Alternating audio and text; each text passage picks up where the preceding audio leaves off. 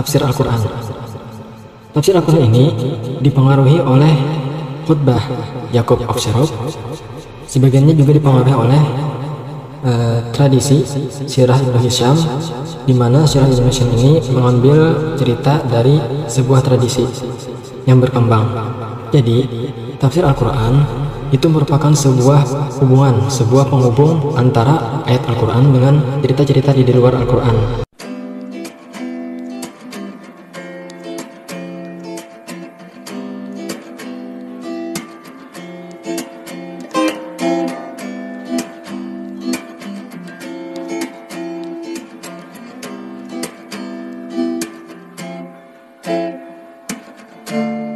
Bismillahirrahmanirrahim.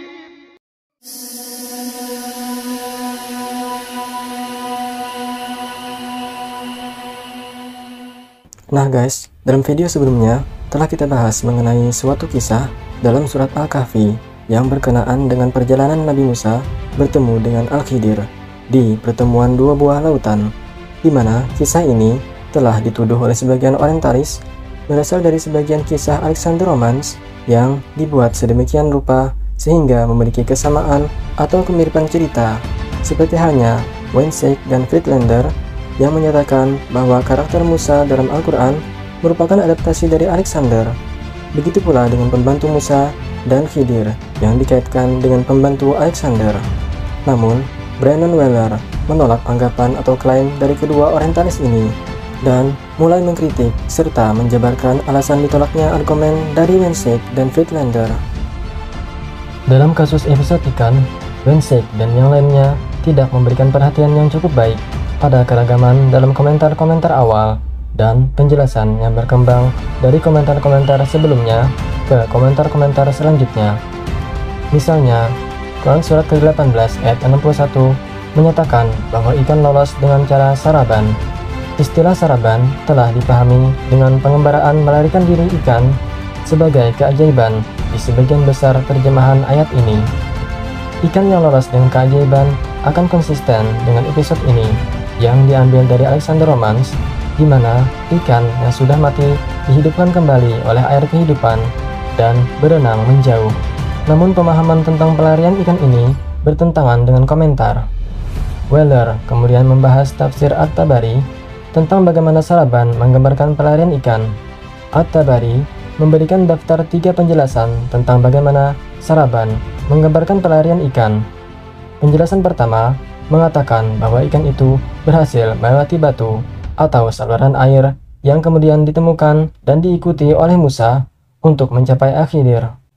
Yang kedua, mengatakan bahwa dimanapun ikan berenang, air menjadi padat seperti batu, dan Musa dapat berjalan di atas air ke sebuah pulau di mana ia bertemu dengan Al-Khidir.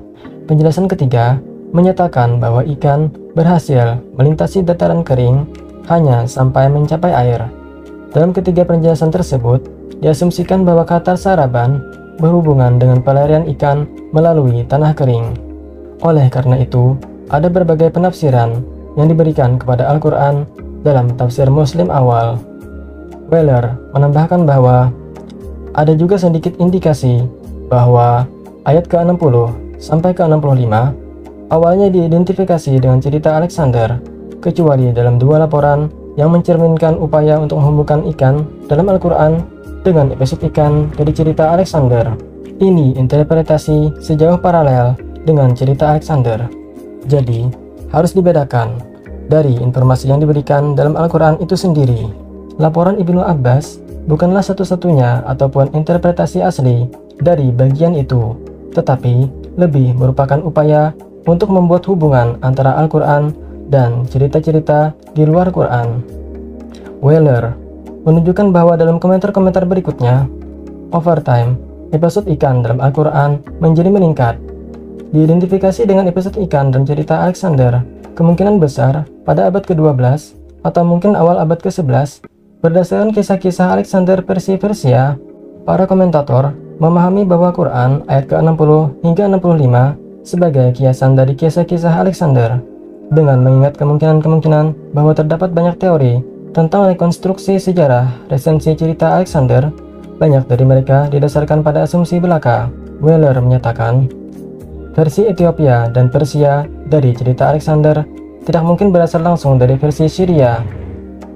Ada sejumlah masalah dengan penanggalan versi Syria serta pengaruhnya terhadap Al-Quran dan cerita Alexander. Kemudian, tidak sedikit diantaranya merupakan suatu kebingungan antara apa yang disebut dengan Syriac Pseudo-Callisthenes, khotbah Yakub dari Seruk, dan yang disebut dengan legenda Suryani Alexander.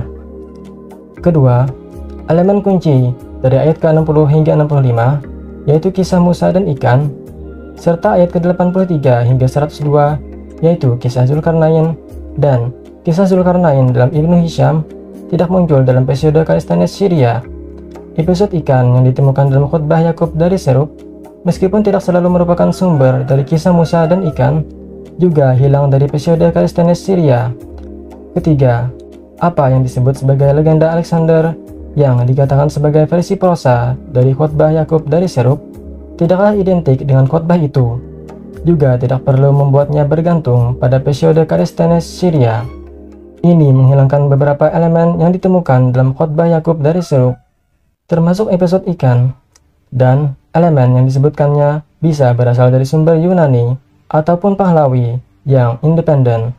Keempat, meskipun khotbah Yakub dari Seruk memang mengandung episode ikan, meskipun sebuah cerita tidak identik dengan episode ikan yang lebih rumit dalam resensi Yunani selanjutnya, khotbah tersebut tidak memasukkan elemen kunci yang sama dalam Al-Quran dan terkait dengan Zulkarnain. Berdasarkan studi ekstensif tentang pengaruh Syriac Pseudo-Callisthenes pada ayat ke-60 hingga 102, kesimpulan Weller dapat ditujukan dalam bentuk diagram berikut. Nah guys, di sini terdapat sebuah diagram. Jadi, dari diagram ini terlihat ada banyak sekali cerita-cerita yang berkaitan. Di sini, jika kita baca dari atas ya, di sebelah kiri ada resensi dari Yunani. Kemudian sebelah kanannya ada Talmud Babilonia. Nah, kedua cerita ini menginspirasi cerita ikan dalam khotbah Yakub of Seruk. Nah, kemudian di dalam komentar Al-Quran ini artinya adalah tafsir Al-Quran. Tafsir Al-Quran ini dipengaruhi oleh khotbah Yakub of Seruk. Sebagiannya juga dipengaruhi oleh tradisi Sirah Ibnu Hisham, di mana Sirah Ibnu Hisham ini mengambil cerita dari sebuah tradisi yang berkembang. Jadi, tafsir Al-Quran itu merupakan sebuah penghubung antara ayat Al-Quran dengan cerita-cerita di luar Al-Quran. Jadi semacam dicocokkan antara cerita yang ada di dalam Al-Quran dengan cerita yang ada di luar Al-Quran. Dari tafsir Quran ini muncullah kisah Alexander versi Ethiopia dan juga kisah Alexander versi Persia, di mana memiliki kemiripan dengan kisah Nabi Musa, Yusha, dan juga Khidir. Jadi, versi Ethiopia maupun versi Persia itu terinspirasi atau meniru dari tafsir Al-Quran. Sedangkan tafsir Al-Quran itu berasal dari penghubung antara Al-Quran dengan cerita di luar Al-Quran seperti khotbah Yakub of Seruk dan juga Sirah Ibnu Hisham. Ya, begitu. Jadi, cerita dalam Quran surat ke-18 ayat ke-60 hingga 65 meskipun kemudian diidentifikasi sebagai episode ikan dari cerita Alexander, tidaklah menyerupai cerita sebelumnya dan bebas dari terikat pada cerita Alexander. Mengesampingkan pembahasan tadi tentang tidak dapat dipertahankannya khotbah Yakub dari Seruk sebagai sumber Quran karena hanya berdasarkan tanggal yang disarankan untuk komposisi khotbah Yakub Seruk, dapat dikatakan bahwa ini adalah sumber cerita ikan dalam Al-Quran. Nolde menganggap legenda Kristen mengenai Alexander berasal dari Yakub dari Seruk yang meninggal pada tahun 521 Masehi dan memberi tanggal komposisinya yaitu 514 hingga 515 Masehi. Menurut Nolde, legenda tersebut mencerminkan invasi Sabirian Hun pada tahun 515 Masehi dan legenda tersebut disusun segera setelahnya. Dia menyeratkan bahwa tema legenda Kristen adalah salah satu yang diciptakan baru dari Alexander Pseudo-Callisthenes. Hunnius secara meyakinkan menentang penanggalan legenda Kristen abad ke-6 oleh Nolde.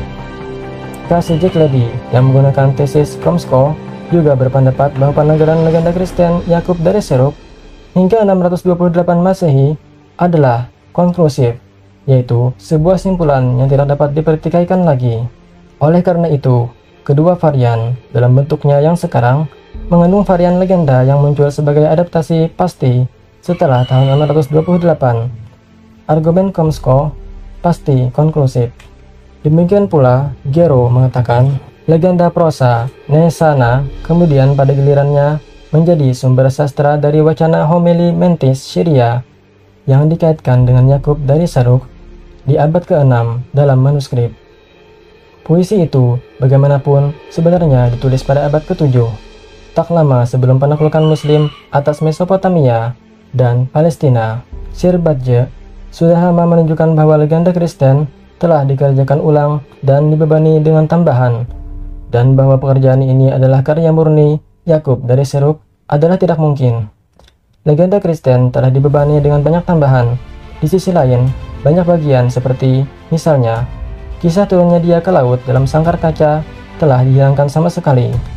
Nama-nama tempat diberikan kepada kita secara bebas dalam legenda ini, menunjukkan bahwa itu dibuat pada periode yang sangat terlambat, sehingga menyatakan bahwa itu adalah pekerjaan Yakub dari Seruk tidaklah mungkin.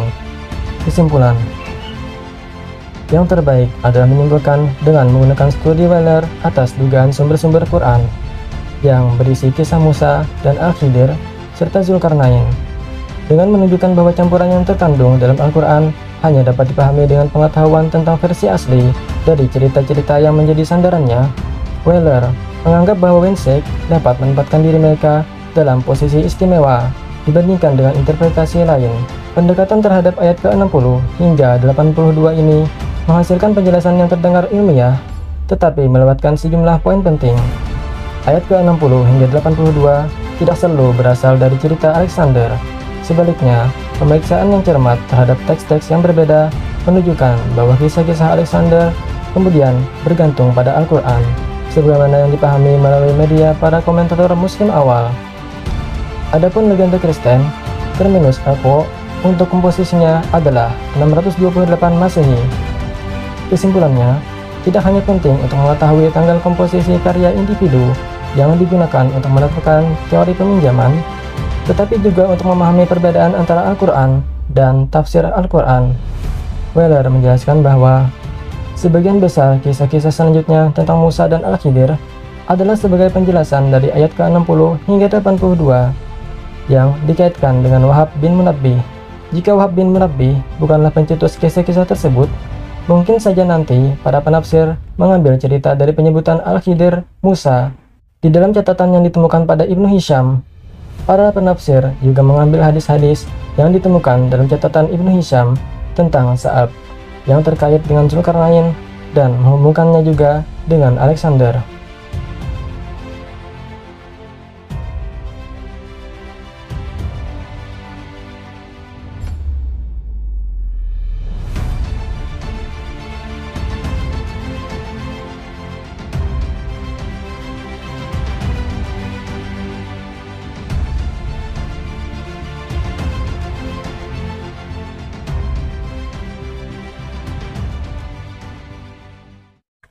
Penutup. Telah dijelaskan bahwa Yusya lah yang lupa memberitahu kejadian berenangnya ikan tersebut. Namun Allah berfirman, Nasiyahu tahuma, yang artinya keduanya lupa, menunjukkan bahwa yang lupa bukan hanya Yusya saja, melainkan juga Nabi Musa. Mengenai hal ini, dalam tafsir Jalalain diterangkan, mereka berdua lupa akan ikannya, yaitu Yusya lupa membawanya ketika berangkat untuk melanjutkan perjalanan, dan Nabi Musa pun lupa mengingatkannya agar membawa serta ikan tersebut. Di sini perlu kita tegaskan bahwa Al-Quran tidak pernah mengatakan bahwa ikan yang dibawa sepanjang perjalanan adalah ikan yang disediakan untuk dimakan. Malahan, jelas dalam hadis riwayat Bukhari tadi, disebutkan bahwa Musa berkata, "Wahai Rabb, bagaimana aku bisa bertemu dengannya?" Maka dikatakan padanya, "Bawalah ikan dalam keranjang. Bila nanti kamu kehilangan ikan itu, maka itulah petunjuknya." Di sini dengan gamblang dikatakan bahwa ikan tersebut berfungsi sebagai penunjuk bagi perjalanan mereka berdua, bukan untuk dimakan bersama. Adapun maksud dari ayat ke-62 yang artinya, maka ketika mereka telah melewati tempat itu, Musa berkata kepada pembantunya, bawalah kemari makanan kita.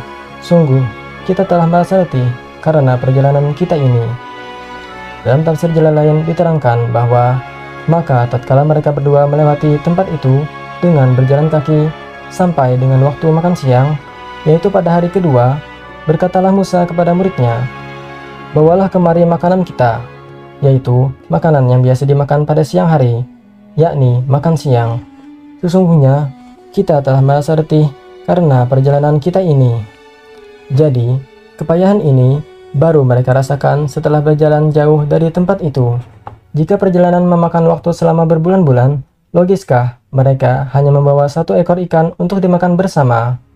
Apakah ikannya sangat besar, atau tak ada makanan lain selain ikan tersebut? Jika berdasarkan keterangan tadi, mereka juga tidaklah berpuasa. Jadi, baik Nabi Musa maupun Yusya, mereka disebut lupa oleh Tuhan adalah logis.